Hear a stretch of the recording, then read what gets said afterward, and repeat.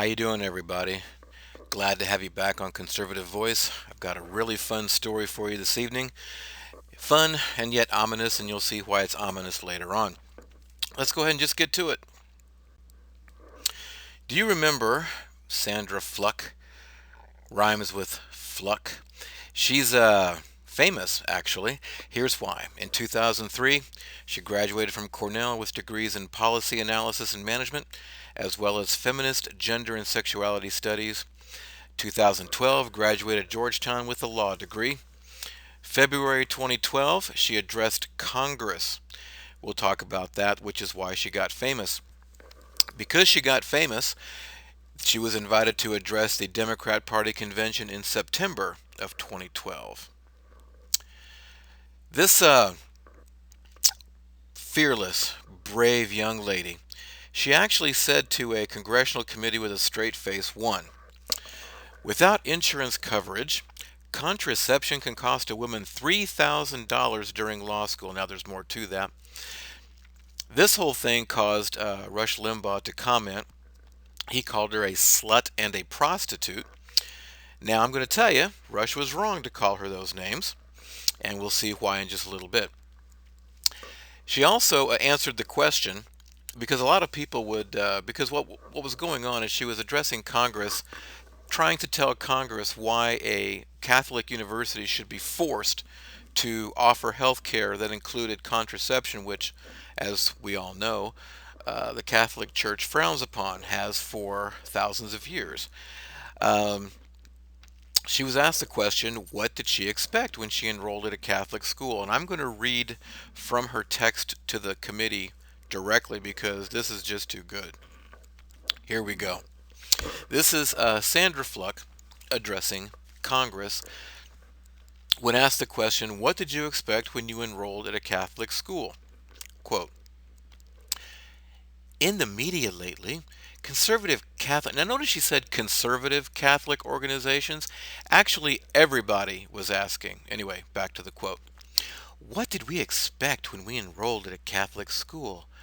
We can only answer that we expected women to be treated equally, to not have our school create untenable burdens that impede our academic success.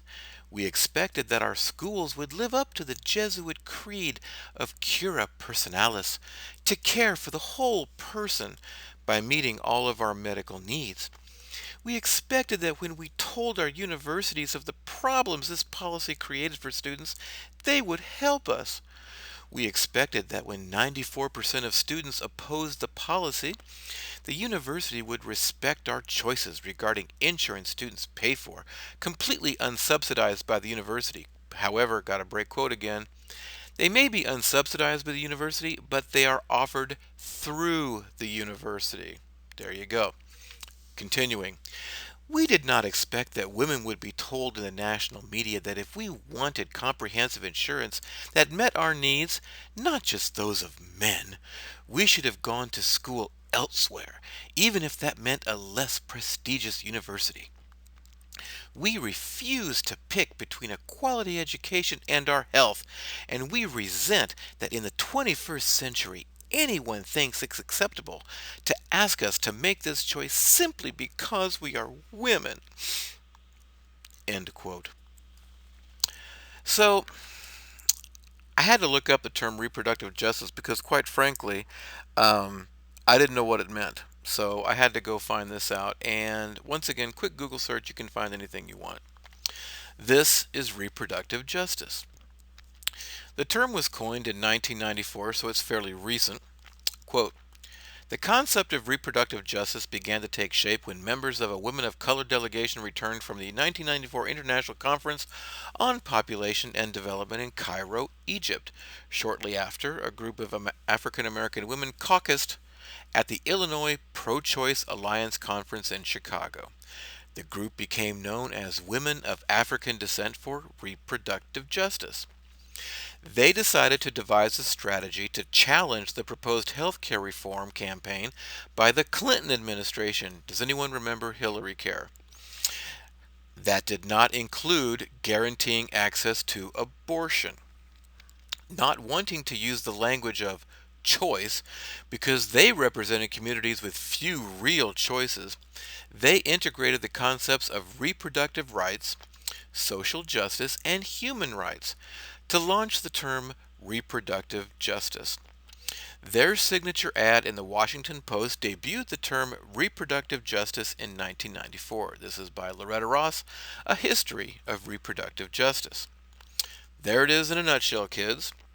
All of this is about is unfettered, unrestricted access to abortion. So I'm going to tell you what this is really about.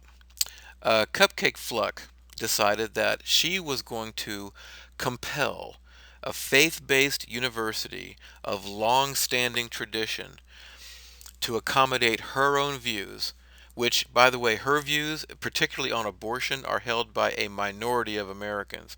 Very few Americans will go as far as her crowd wants to go on abortion.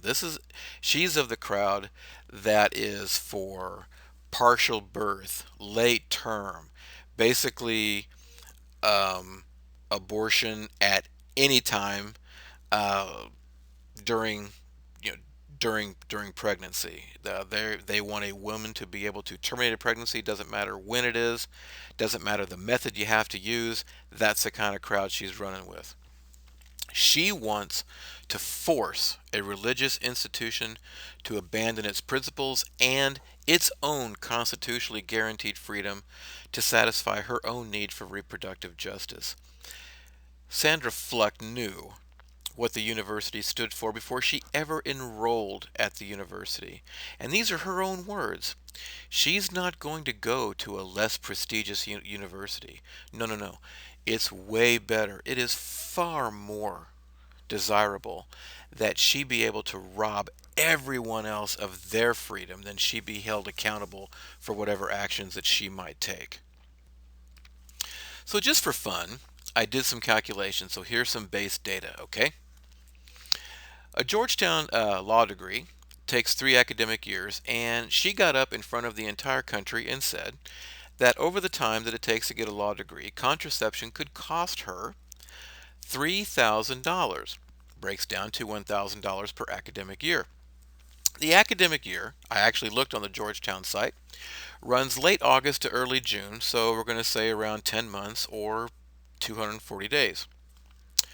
Condoms are a buck. This comes out to 4.1 times per day. The pill, regular birth control pill, can cost anywhere from $15 to $50 per month. This is data from Planned Parenthood, and this is without having any kind of insurance. You don't have to have any kind of insurance to go get this. Walmart, it's even cheaper. Of course, I'm sure that Miss Fluke would not be seen dead at a Walmart. The morning after, emergency contraception, also from Planned Parenthood. The data coming from Planned Parenthood runs $35 to $60 per dose. So, some calculations. Over 3 academic years using condoms, she could have sex 4.1 times per day, and this is every day. Can you imagine what that conversation would sound like? I don't even want to think about that. Now I've got images I'll never be rid of. Anyway, using the pill at $50 per month over 3 academic years would cost $1,200, which would leave $1,800 for drinks, probably for her date. Because I'm thinking he's going to need them. Or the final option, emergency contraception at $60 per episode. $3,000 divided by 60 would have allowed Sandy to have 50 close calls, 50 scares while getting her degrees. So it's no wonder that Rush got confused. I was confused, but as I looked at the data even more closely, no, Rush, you were wrong. You shouldn't have called her a slut and a prostitute. She's not a prostitute. So the reason, why talk about her now? Because all this happened a couple years ago. Well, here's the good news. Henry Waxman, Democrat congressman from California, actually he represents the 33rd district. Now, to give you an idea of just how liberal that district is, that district contains places like Malibu, Topanga, you get the idea. Well, he's retiring. He's been in Congress since dirt, and he's actually retiring. But guess who teased us for a few days, suggesting she was going to run to take his seat? Her. But what's really happening is that she's decided she's going to run for the California State Senate. The guy who she's going to try to take her seat, he's going to run. I forget his name, don't really care. He's a big lib. He's going to run to actually take Henry Waxman's seat, which I'm sure is a shoo-in because a Republican doesn't stand a snowball's chance in hell in that particular district. So does anybody think that she won't get elected in one of the most liberal districts in the nation? No. Sandra Fluke is actually starting a political career. The reason we got to talk about her now is because this gem is entering politics in a part of the country where she's probably going to win. Okay? This land gave us Pelosi, this land gave us Feinstein and Waxman and the rest of that band of idiots.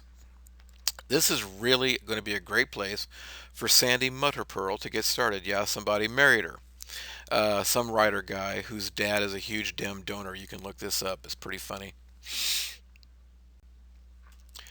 The reason is I want you to keep an eye out, okay? Because at the moment, she's California's problem. But at some point, California is going to want to share her with the rest of us. We're not going to hear. This is not going to be the end of her. As we have seen, lunacy is one of California's most abundant exports, so we're going to be hearing from her again. So tuck that into your head as you go to bed tonight. Um, Sandy's going to run for the California State Senate. She's probably going to win, and at some point, she's going to be coming for the rest of us. So sleep well on that thought. Thank you for listening. We'll be back with another one as soon as I decide what my next subject's going to be. So have a good night, everybody. Talk to you later.